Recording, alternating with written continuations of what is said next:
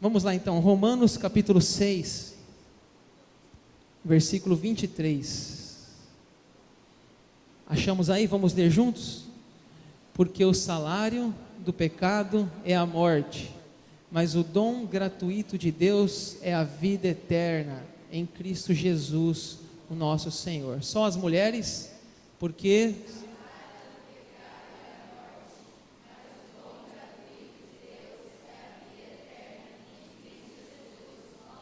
vamos ouvir os homens, só um versículo.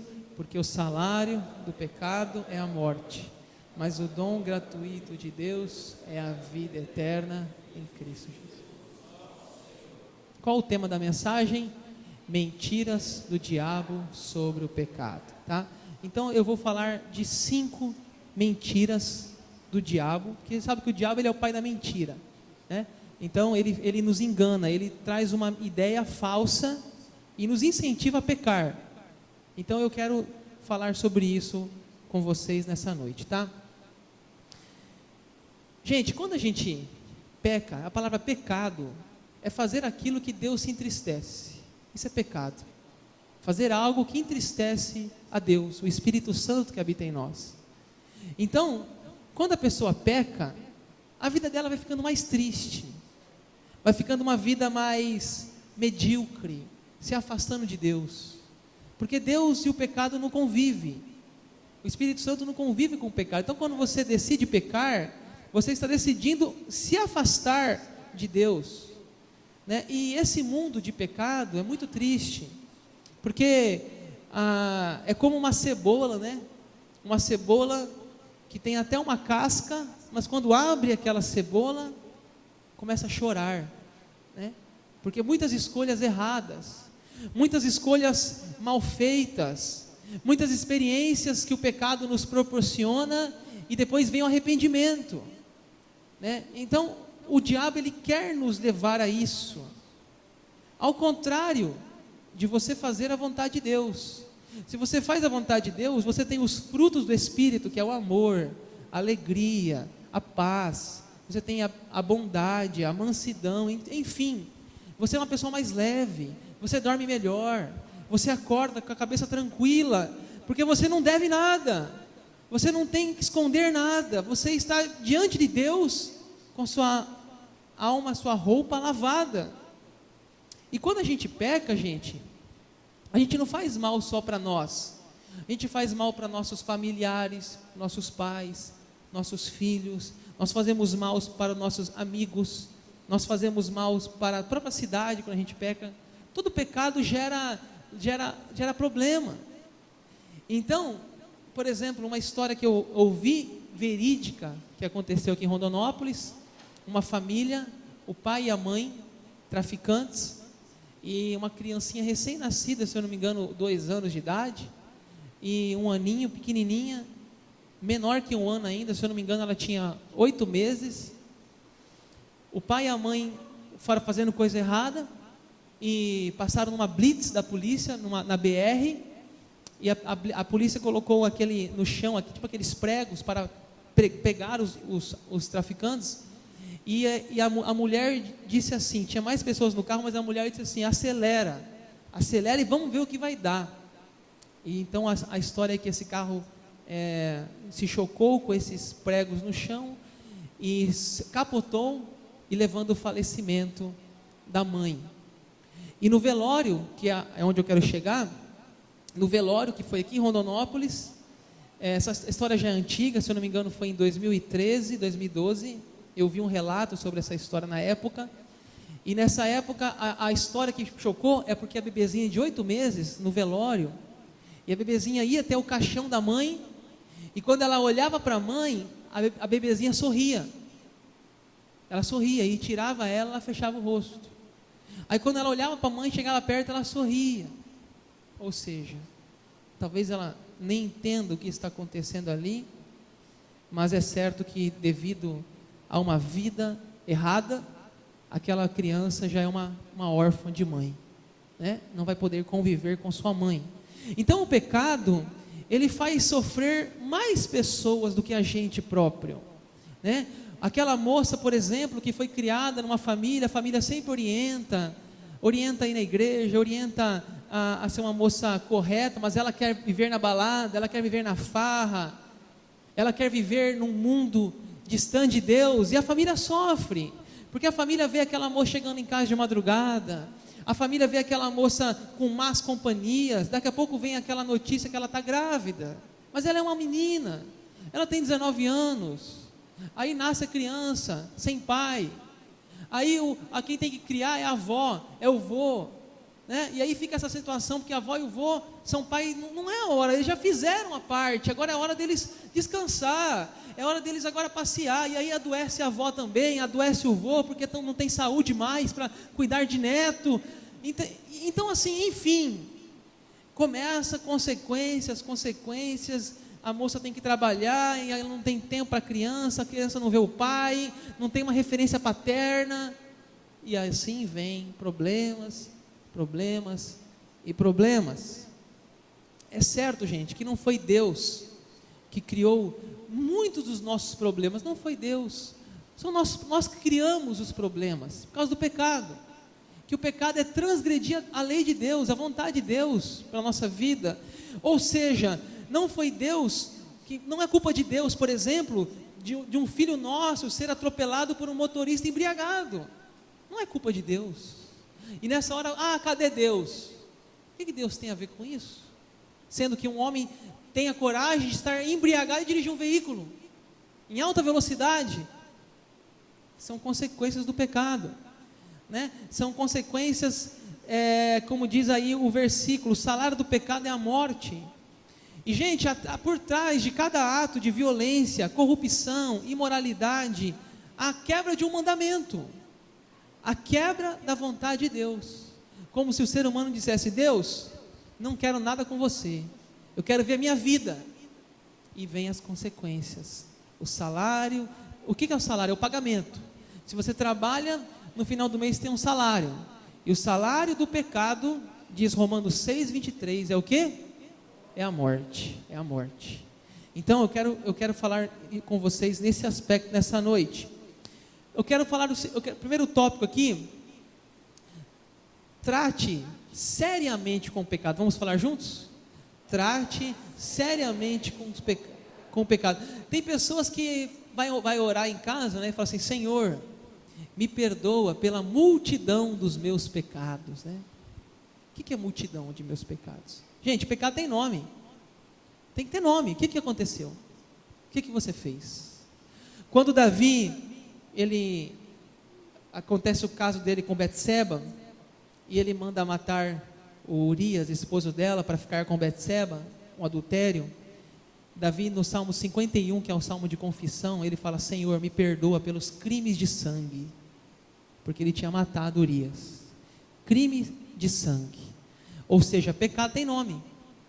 Eu não posso orar e dizer: Deus, me perdoa minha multidão. Não, eu tenho que colocar nome. O que aconteceu? Qual a área da minha vida que eu tenho que melhorar? Nós temos a tendência de cobrir o mau cheiro do pecado com o desodorante da desculpa. Nós temos a tendência de achar que ninguém vai ver, ninguém vai descobrir, que Deus não está levando nada disso a sério. Nós temos a tendência de esconder, e na realidade fica latente, fica ali batendo, aquilo fica te perturbando. Você sabe que está errado com Deus, você sabe que está errado. É como um vestido de noiva, né? Por exemplo, tão linda ontem a Camila com um vestido de noiva, mas imagine que aquele vestido recebe uma mancha de café, não tem como esconder, a roupa branca.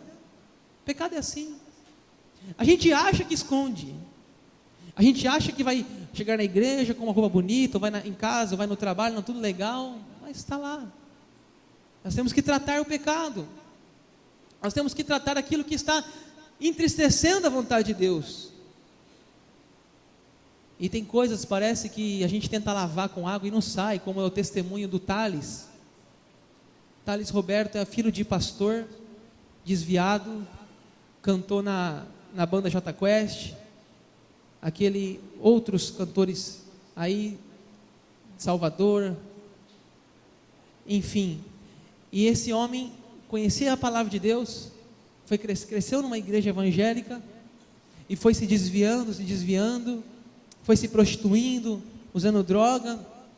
Quem não assistiu o testemunho dele ainda, pega no YouTube, Thales Roberto, testemunho Thales Roberto, na igreja da Lagoinha, muito lindo, quando ele se converteu. Hoje ele falou umas besteiras aí, mas na época que ele se converteu, foi muito lindo o testemunho dele.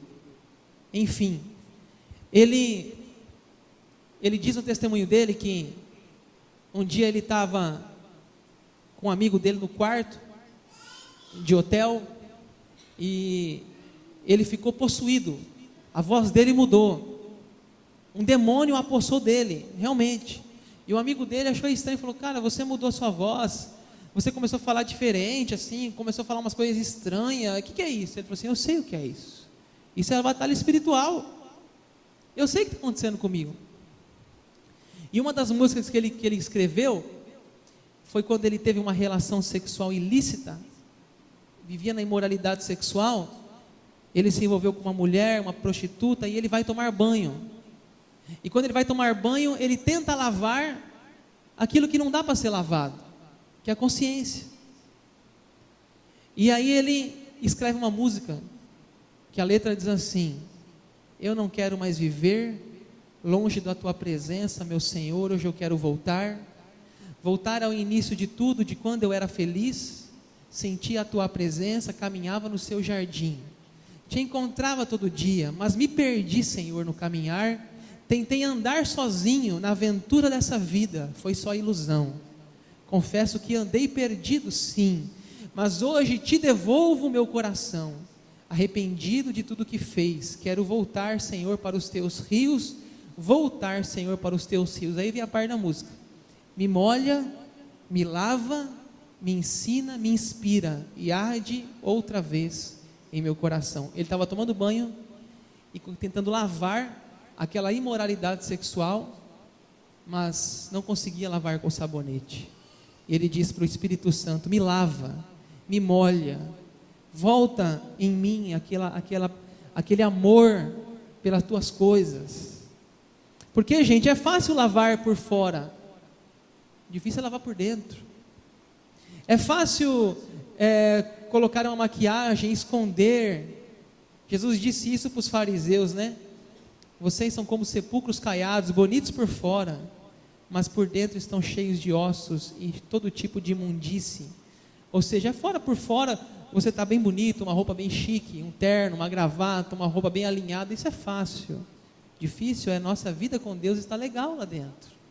Isso cada um tem que pensar como está a sua vida nessa noite. Então, a primeira mentira que o diabo nos fala, nessa que eu quero destacar aqui: o pecado é facilmente derrotado. Essa mensagem, a inspiração dela se iniciou num pequeno livro de um pastor chamado Jorge Linhares. Ele é da Igreja Batista de Belo Horizonte, e eu tinha esse livro e eu deixei algum rascunho, e eu trabalhei em cima desse livro, algumas considerações que eu achava mais interessante. Então, isso está na Bíblia. O pecado é facilmente derrotado, é uma mentira, porque a gente sabe na Bíblia que não é assim, é uma luta ferrenha. Para você vencer o pecado, você tem que se esforçar, você tem que querer vencer essa luta, não é simplesmente, amanhã eu vou vencer, não é assim, é uma guerra, o diabo diz: não, isso é fácil, você vai conseguir derrotar, não se preocupe. Tem uma ilustração que ajuda a entender isso, eu já falei essa ilustração aqui, diz que um escorpião aproximou-se de um sapo que estava na beira de um rio, e fez um pedido: amigo sapo, você pode me carregar até a outra margem do lago? O sapo respondeu: só se eu fosse louco, você vai me picar, eu vou ficar paralisado e vou afundar. Então o escorpião disse: isso é ridículo, se eu picasse você, nós afundaríamos e nós morreríamos. O sapo, então, confiando na lógica do escorpião, concordou atravessar o lago com o escorpião nas costas. Quando chegaram no meio do rio, o escorpião cravou o seu ferrão no sapo, derramando o seu veneno. O sapo começou a afundar, e ele perguntou: por que você fez isso? Agora nós dois vamos morrer. E o escorpião disse: porque sou um escorpião, e esta é a minha natureza. Essa parábola, ela essa história, essa ilustração nos ensina que não é tão fácil a gente mudar hábitos. Muitas vezes é uma luta nossa, conosco mesmo, de ser uma pessoa melhor. O apóstolo Paulo escreveu isso, está lá em Romanos 7, olha o que diz: porque nem mesmo compreendo o meu próprio modo de agir. Olha o que está em negrito: pois não faço o que prefiro, e sim o que detesto. Porque não faço o bem que prefiro, mas o mal que não quero, esse faço. Mas se eu faço o que não quero, já não sou eu quem o faz, e sim o pecado que habita em mim. Mas vejo nos meus membros outra lei, que guerreando, olha a palavra pessoal, guerreando, observa as palavras em negrito, guerreando contra a lei da minha mente, me faz prisioneiro da lei do pecado que está nos meus membros. É essa luta, gente. Então não é facilmente derrotado, é uma luta. Por exemplo, Caim e Abel, quando Abel vai lá e faz uma entrega para Deus, um sacrifício, e Caim, o seu irmão, faz mal feito lá, enquanto Abel leva das primícias, Caim leva qualquer coisa, e diz que Deus se agradou de Abel, e Caim ficou bravo, vou matar o meu irmão. Interessante o que Deus fala para ele. Deus fala assim: Caim, por que o seu rosto está transtornado? Está lá em Gênesis capítulo 4, por que você está furioso? Se você fizer o bem, você será aceito como seu irmão, mas se não fizer, saiba que o pecado te ameaça a porta, ele deseja conquistar você, e olha o que Deus diz: mas você deve dominá-lo, você deve dominar. Só que Caim foi domado pela sua raiva, pela sua ira, e ele matou o seu irmão. Veja bem, pessoal, olha essa frase que eu tenho aqui, olha, vamos ler juntos? Não é suficiente entregar-se ao Senhor uma vez, mas sim reconhecer continuamente que Jesus Cristo deve ser mestre de toda a vida, recebendo a glória de cada pensamento e cada ação. Ou seja, a sua conversão a Cristo não é um levantar de mãos e acabou, é um processo. A gente chama isso de santificação. Você precisa se entregar todo dia. Todo dia é hora de reconhecer Cristo continuamente. Todo dia é dia de lutar contra o pecado. Todo dia, é diário, né? Tem mais uma ilustração aqui, eu não tenho a imagem, mas deixa eu contar para vocês entenderem ainda esse primeiro tópico. Diz que um sábio, uma vez disse assim: tenho dentro de mim 2 cachorros, um cruel e outro bom, e os 2 estão sempre brigando. E aí alguém perguntou: e quem vai ganhar essa briga? O sábio disse: aquele que eu alimento frequentemente. Então dentro de nós podemos pensar: tem 2 cachorros, ele disse, tem um bom e tem um mau, quem vai ganhar? Aquele que eu mais alimento. É todo dia, gente, a gente pode fazer uma besteira. Qualquer dia você pode tomar uma atitude louca e estragar a sua vida. Eu costumo pensar o seguinte: para uma árvore crescer, ela demora anos, meses, mas para cortar uma árvore é coisa de minutos. Para você construir uma casa, às vezes você demora anos da sua vida, mas para derrubar uma casa é rápido, é rapidinho, vem um trator e sai derrubando tudo. Ou seja, às vezes para construir uma coisa demora-se, e às vezes para destruir é rápido demais. Por isso que a nossa luta, ela é diária. A gente tem que reconhecer que o pecado todo dia está batendo a porta, como disse a Caim. Deus disse a Caim. A segunda mentira do diabo sobre o pecado, vamos ler lá? O pecado pode ser vencido com a minha própria força. Mentira. Você não vai vencer com sua própria força. Existem armas espirituais. Jesus Cristo deu o exemplo para nós quando ele foi tentado no deserto por 40 dias. Ele estava sozinho, cansado, com fome, e o diabo foi lá atacar. Vou lembrar para vocês, a primeira tentação de Jesus isso está lá em Mateus. O diabo chega para Jesus e fala assim: Jesus, se você é filho de Deus, manda que essa pedra se transforme em pão. Primeira tentação. Por quê? Jesus estava com fome. Jesus estava jejuando, mas Jesus não cede ao diabo, ele fala assim: nem só de pão viverá o homem. E é interessante, sabe o que? Jesus Cristo estava citando a Bíblia, ele estava citando o livro de Deuteronômio, que fala assim: nem só de pão viverá o homem, mas de tudo que procede da boca do Senhor. Deuteronômio 8:3, citando a Bíblia para o diabo. A segunda tentação de Jesus está em Mateus capítulo 4, versículo 5. Ele levou Jesus num monte, mostrou os monumentos e disse assim para Jesus: se você se prostrar, me adorar, eu vou te dar toda a glória, tudo será seu. E Jesus respondeu para ele: somente ao Senhor adorarás, somente ao Senhor dará culto. Mais uma vez citando o livro de Deuteronômio. Terceira tentação de Jesus, o diabo falou para Jesus assim: Jesus, se você é filho de Deus, sobe no lugar alto do pináculo do templo e atira-te, e aí os seus anjos vão te pegar. Salmo 91, o diabo estava citando ali o Salmo 91, né? Ele dará ordens aos teus anjos a seu respeito. Jesus responde com a Bíblia também, dizendo: não tentarás o Senhor teu Deus. Ou seja, gente, o que nós aprendemos aqui falando de pecado, de tentação? Quais são as armas que Jesus usou? Primeiro, oração, porque ele estava em jejum, oração. E a terceira arma, a palavra de Deus. Ou seja, se Jesus não estivesse ali orando, jejuando e firmado na palavra de Deus, talvez ele tinha não resistido. Por isso que é um exemplo para nós. Jesus, ele se fez homem e ele passou por todas as provas para mostrar que é possível vencer nessa terra também as tentações do diabo.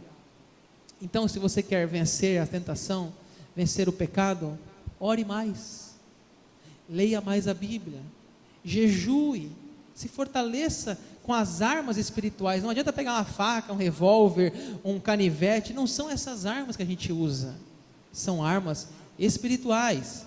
E tem mais uma coisa que eu quero falar com vocês, além dessas que eu já disse, que eu acredito muito que a gente vive isso no discipulado, que é a questão de prestação de contas. Vamos ler lá o que está escrito em Tiago: confessai, pois, os vossos pecados uns aos outros, e orai uns pelos outros, para serdes curados. Olha o que está dizendo aqui: você quer ser curado de um pecado? Confesse, pegue alguém da sua confiança, um cristão maduro, uma pessoa que você tem, sabe que ela vai saber te orientar, e confesse para ela. Homens com homens, mulheres com mulheres, confesse, diga: olha, essa é a área da minha vida que eu preciso de ajuda, essa é a minha fraqueza, essa é a área que meu pecado. Confesse, olha lá, para serdes curados. Sozinho, essa mentira do diabo é o seguinte: olha o que ele diz aqui, que eu já falei: o pecado vai ser vencido sozinho, com minha própria força. Não é assim. Você precisa da oração, do jejum, precisa da palavra de Deus e também de pessoas te acompanhando. Vamos para a terceira mentira. Vamos ler lá? O pecado vai ficar escondido para sempre, né? Mais uma mentira, né? Às vezes uma pessoa varrendo, né, embaixo do tapete a sujeira. Ninguém vai descobrir, ninguém vai saber o que eu estou fazendo. Mentira. Um exemplo clássico, né, é a história de Davi. A história de Davi, quando ele vê a Betseba tomando banho, ele manda chamar aquela mulher bonita, ele tem uma relação sexual com ela, e agora depois ela manda a notícia: Davi, estou grávida. Ele pensa algumas soluções. Primeira solução, ele fala: vou dar férias para o marido dela. Segunda, vou dar um banquete para o marido dela. Terceiro, vou mandar matar o marido dela. Quarto, vou me casar com ela, e a gravidez vai ser como se fosse meu filho. Está resolvido. Tudo tem uma solução, mas Davi esqueceu o que está registrado em 2 Samuel, capítulo 11, 27. Estas coisas que Davi fez foi mal aos olhos do Senhor, né? Deus tudo vê, gente. Você pode esconder da família, no trabalho, da igreja, dos filhos, dos pais, você pode esconder, mas de Deus A gente não esconde. Então, Deus envia o profeta Natã. Você conhece a história. Capítulo 12 de 2 Samuel, o Senhor envia o profeta Natã, e Natã vai contar uma história para Davi. Natã vai falar assim: Davi, escute uma história, Davi. Havia na cidade 2 homens, um homem rico e um homem pobre. Um homem rico tinha ovelhas, tinha gados, muitos gados, e o pobre não tinha nada, senão uma cordeirinha, que ele criara, cresceu na sua casa. Ela comia do seu bocado, bebia do seu copo, dormia nos seus braços, tinha como filha. Davi, rei, devia estar pensando nessa hora, né? Onde aconteceu isso em Jerusalém? Onde aconteceu isso no meu reino? Né? E continua a história, o Natã.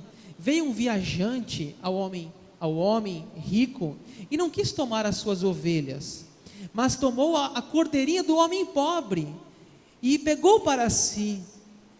Davi nessa hora, já com raiva, com ira, Davi diz então que acendeu a sua ira, e ele falou assim: o homem que fez isso deve ser morto. Davi disse isso: o homem que fez deve ser morto. Com a sabedoria do profeta Natã, Natã jogou uma história, Davi caiu na história e falou: Davi, você é esse homem. Você tinha várias mulheres no seu palácio, Urias só tinha uma. Você poderia ficar com as suas, deixar ele com a dele, mas não, Davi, você foi lá, matou o homem, teve uma relação com a mulher, teve um filho com ela, e Deus está dizendo que foi você esse homem, Davi. Então, gente, com certeza naquela hora, na cabeça de Davi, né, ficou passando vários pensamentos, dizendo: puxa, como que a gente não consegue esconder, né? De Deus a gente não esconde, né? E eu vejo a coragem de Natã, né? De Natã lá e enfrentar, Natã ir lá e colocar o dedo na ferida. Deixa eu falar um versículo de Provérbios aqui: leais são as feridas feitas pelo que ama, porém os beijos de quem odeia são enganosos. Às vezes uma palavra dura, dói a gente ouvir uma palavra dura, mas às vezes é uma palavra para a gente melhorar, a gente sair do pecado.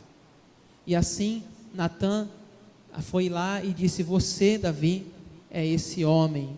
Então, pessoal, o que está escrito ali vai ficar escondido. Mentira, pecado vem à tona. A quarta mentira do diabo, vamos ler lá? Podemos escolher as consequências do pecado. Deixa eu dizer uma coisa aqui: você pode escolher pecar ou não pecar, mas as consequências você não escolhe. As consequências, elas vêm, né? Eu vou contar uma história aqui, pessoal, uma história verdadeira, tá? Uma história verdadeira, que muito forte essa história. Eu ouvi essa história de uma pessoa num aconselhamento pastoral. Não vou falar quem que é, da onde. É uma ilustração que sirva de edificação para a igreja. Uma mulher um casamento muito agradável, o seu esposo, um casamento assim muito feliz, só que uma vida financeira muito difícil, uma vida financeira muito complicada. E um dia o seu marido recebe uma proposta de um adultério no seu trabalho. A filha do seu patrão chega nele e fala assim: vamos ter uma noite de amor comigo?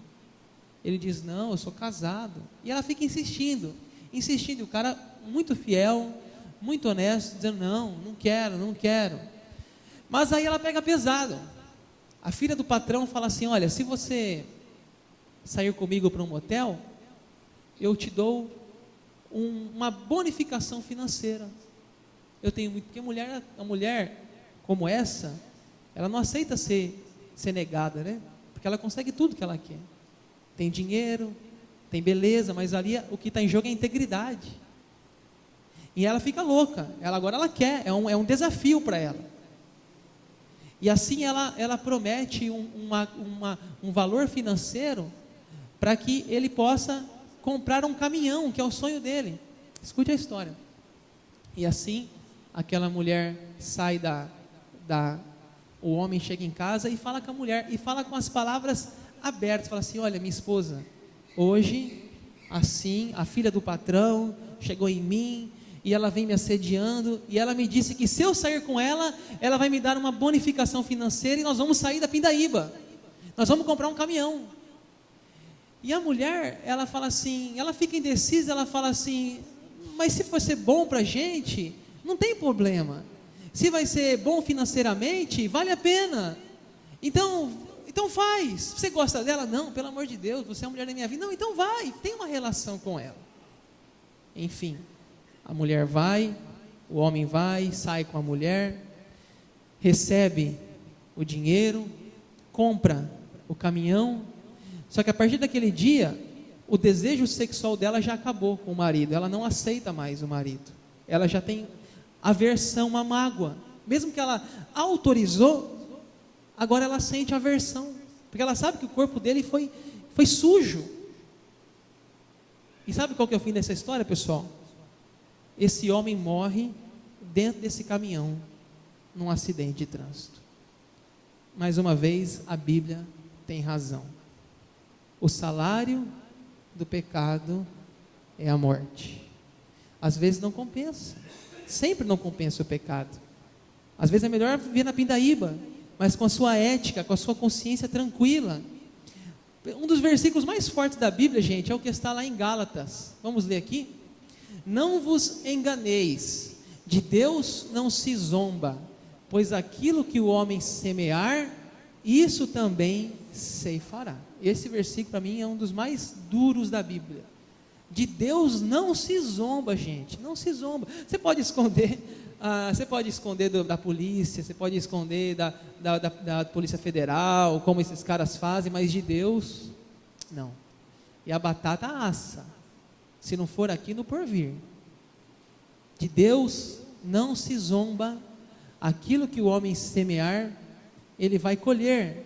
E assim acontece com Davi, gente, porque Davi, o profeta Natan fala para ele assim, que a espada nunca mais vai sair da sua casa, porque ele tomou a mulher de Urias, e assim a espada nunca mais vai sair da casa dele. E acontece na vida de Davi, muitos problemas familiares, é o Absalão querendo tomar o reinado do pai, é os irmãos, tem um caso de Aminon e Tamar, o irmão violenta sexualmente a irmã, a briga acontecendo na família, confusão, vingança, estupro, o filho incontrolável.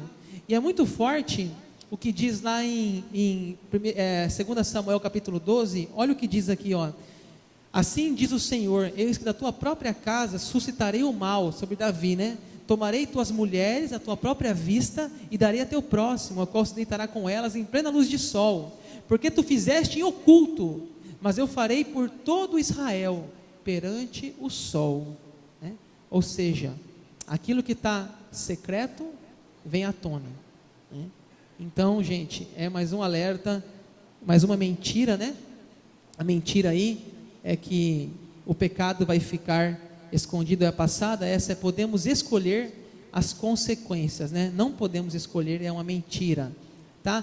E por último, a última mentira dessa noite, eu quero falar aqui, vamos ler lá? No momento que eu quiser, eu paro de pecar. Eu quero fazer aqui com vocês uma reflexão sobre bebida alcoólica. Eu já fiz uma pregação dessa aqui há uns 2 anos aqui na igreja, lá no salão ainda. Eu nunca mais falei isso aqui no domingo. E eu quero falar sobre esse assunto, porque eu entendo a necessidade de a gente sempre falar sobre isso aqui. É um tema muito urgente na sociedade que a gente vive. A gente acha, que a bebida alcoólica nunca vai nos pegar. Não, eu bebo socialmente. Eu tenho o meu limite. Você nunca vai ver uma pessoa embriagada dizendo que ele é um alcoólatra. Ele vai dizer essa frase aí, eu posso parar. Eu sei a hora que eu tenho que parar. Eu sei a hora que eu tenho que dizer chega. Essa é a frase. Tem até uma brincadeira, diz que um médico chegou num grupo uma palestra de alcoólatra, para um grupo de alcoólatras, e ele levou uma experiência. Ele levou um copo de álcool, e com uma pinça, ele pegou um verme, mostrou o verme e jogou dentro do copo o verme com álcool. e aquele verme se desfez. Na hora que aquele verme se desfez, pelo impacto que o álcool causa no organismo. E daí ele pegou um copo de água, pegou outro verme, jogou, e o verme se mexeu, mostrou energia, e aí alguém da plateia levantou a mão e disse assim: doutor, eu entendi a mensagem, eu entendi o que você está querendo dizer. Era uma pessoa que estava ainda no vício do álcool.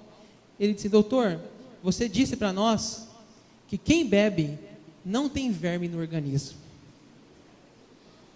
Quem bebe não tem verme no organismo, porque o álcool mata todo o verme, ou seja, vale a pena beber. E o que o médico queria dizer ali era totalmente outra coisa.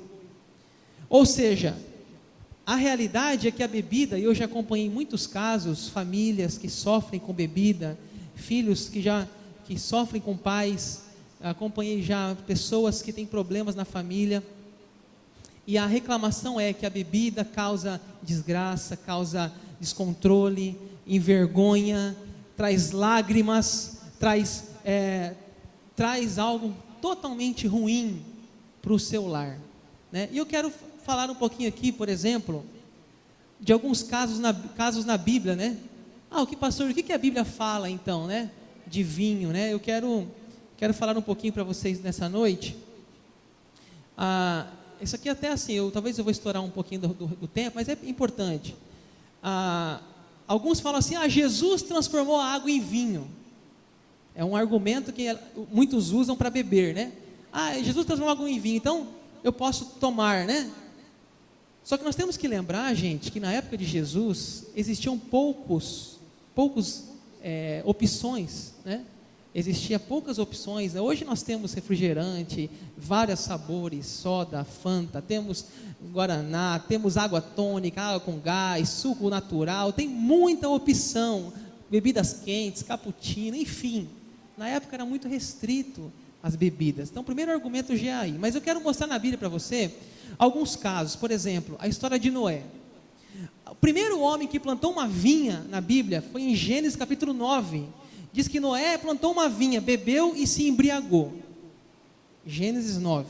Depois, Gênesis 19, filhas de Ló. Elas queriam ter filhos, elas queriam ter uma relação com o pai, porque elas queriam ter filhos para deixar posteridade.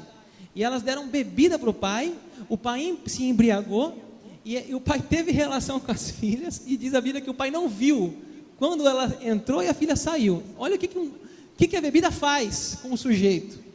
Talvez ele estava achando que estava tendo uma relação com a esposa dele, sei lá o que ele pensou, mas ele teve relação com as suas próprias filhas, embriagados. Livro de Provérbios fala muita coisa, fala assim: para quem são as aflições, para quem são os ais, para aqueles que se demoram em beber vinho, né? Tem lá também Isaías, livro de Isaías, também fala das festas regadas à bebida, prostituição, cultos a ídolos. O apóstolo Paulo fala também, um dos versículos mais lindos sobre isso: não vos embriagueis com vinho, mas enchei-vos do Espírito. Está lá em Efésios capítulo 5, Paulo fala mais, obra da carne, prostituição, vai um monte e no final fala, embriagueis. Aí também tem Timóteo, fala assim: Timóteo, quando você eleger pessoas, que essa pessoa seja, diante de várias coisas, não avarento, não violento, inimigo de contendas, mas que ele seja não dado ao vinho, que ele não seja dado ao vinho. É um conselho que Paulo dá quando vai escolher os seus presbíteros, seus líderes da sua comunidade. Então, gente, a gente pode ver na Bíblia que assim, os alertas são muito intensos sobre o vinho, a bebida alcoólica, né? E também é importante falar aqui para vocês que existia alguns tipos de vinho na Bíblia, né? As pessoas não entendem isso, né? Existia um vinho alcoólico, que era um vinho que quando João Batista, por exemplo, Sansão, eles nasceram, eles fizeram um voto, né? Que não poderiam tomar bebida forte, se referia a esse vinho mais forte. Tinha um outro vinho doce, que era um vinho menos alcoólico, né? Esse vinho fermentava, só que com menos intensidade. E tinha um mais leve ainda, que não tinha fermentação, que era o suco de uva, Porque com certeza a gente entende que a igreja primitiva, na sua ceia, usava esse tipo de vinho, um suco de uva, né? Um vinho fraco, sem álcool, porque a gente não entende que Jesus Cristo daria para os seus discípulos um vinho que pudesse embriagar alguém e a pessoa fazer uma vergonha lá em público. Não, a gente não acredita. A pergunta que eu faço para você, talvez você pode sair daqui bravo comigo, chateado, é assim, eu preciso falar o que eu sinto como pastor, preciso falar a verdade da palavra, e tenho convicção do que eu estou falando aqui hoje. A gente precisa entender que é o seguinte: realmente você precisa tomar bebida alcoólica? Realmente você não consegue viver sem isso? Né? Essa pergunta você tem que fazer, né? Será que não tem outras opções para você se alegrar? Por exemplo, um tereré, junto aos amigos, toma um tereré. Agora, para que precisa sempre com a cerveja, né? Sempre com um uísque, né? Não é possível tomar uma outra bebida, né? Então, assim, é uma pergunta que eu faço, porque o apóstolo Paulo fala assim, tudo é lícito, mas nem tudo convém. A gente tem que ter esse bom senso, né, de que não é necessário. Você é um cristão, você se converteu, tem que abandonar velhos hábitos, adquirir novos hábitos. É o capítulo 1 do livro do discipulado. É novos hábitos de vida. A cobra deixa a sua casca velha e ganha uma casca nova, né? Gente, olha, veja a própria sociedade hoje, a bebida zero no trânsito. Hoje a sociedade já se alertou de que não combina a bebida com o trânsito, mas o pessoal não respeita. Aqui em Rondônia não respeita. Se tivesse uma blitz aqui da lei seca, vixe, nós vamos caber na delegacia, a turma, né? Então, assim, os que mais você vê a gente tomando cerveja e dirigindo. Mas a própria sociedade já percebeu que o índice de acidentes no trânsito, né? A gente mesmo aqui fez uma viagem para Cuiabá, fomos para a reunião do 31 de julho, nós estávamos com idosos dentro da van, e nós sofremos um acidente em Cuiabá. O cara estava embriagado, era um sábado, 11 horas da noite, o cara estava tomado. Mas graças a Deus, o Samuel, meu filho, foi lançado no vidro do ônibus. Eu fiquei extremamente preocupado naquele dia com ele. Tinha uns 4 anos de idade, 3 anos, fomos levar ele no hospital. Você imagine o sofrimento de uma família, né? Então, assim, eu pergunto, será que é preciso isso? Né? Será que você, cristão, não consegue viver sem isso? Né? Será que eu estou pedindo demais como pastor isso para você? Então, por exemplo, às vezes o testemunho do pastor Edson de Dourados, ele diz que ele gostava de tomar uma cerveja, mas um dia ele foi num bar buscar numa loja, uma conveniência, e quando ele estava comprando a cerveja, ele viu uma criança, e a criança era da igreja, e quando ele viu aquilo, foi muito forte para ele, que a criança viu ele pegando aquela cerveja. Então, daquele dia em diante, ele contou esse testemunho, aquele dia em diante, ele decidiu que não tomaria mais, para não ser um exemplo negativo para uma criança, que estava vendo ele beber aquela cerveja. Então, gente, a gente às vezes acha que a gente não incentiva as pessoas, mas as pessoas nos observam. Então, gente, é muito sério esse assunto, envergonha o nome de Deus.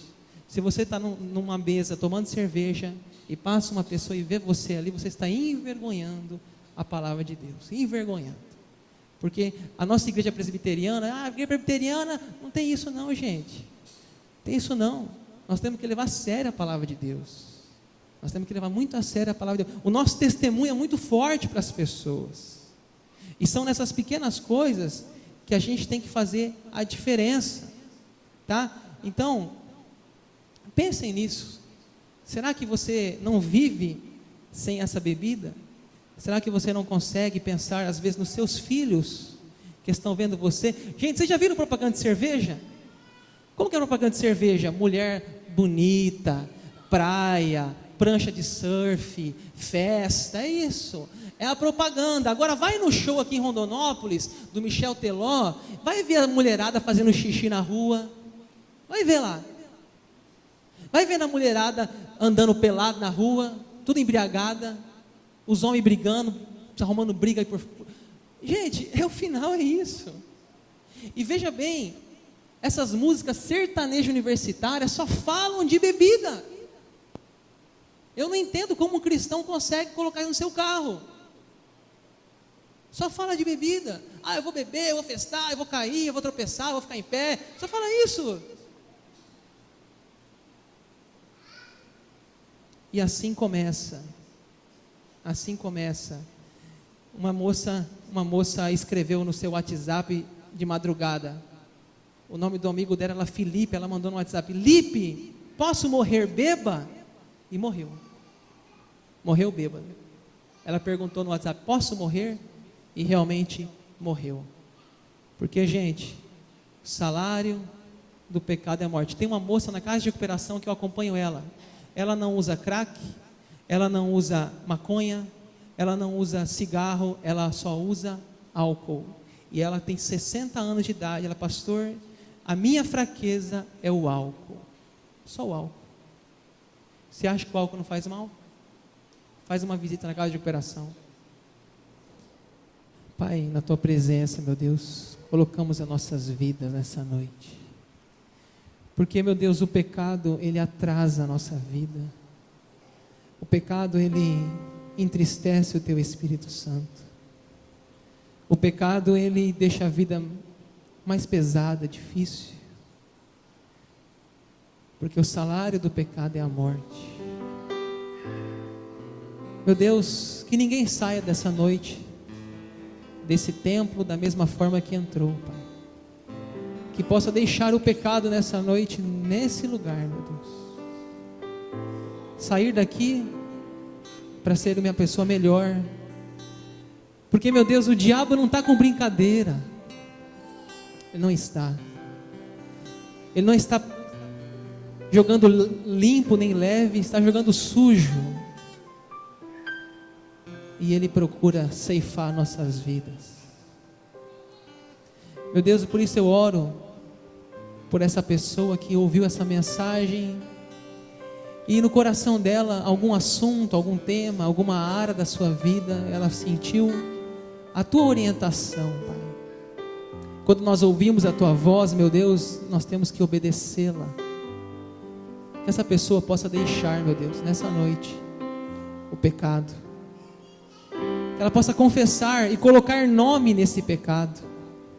Não é orar e dizer: Deus me perdoa pela minha multidão de pecados. Não, tem nome. Santifica a tua igreja, meu Deus, para que possamos ser o sal dessa terra, a luz desse mundo tão carente. Usa-nos como instrumento nas suas mãos, no nome de Jesus.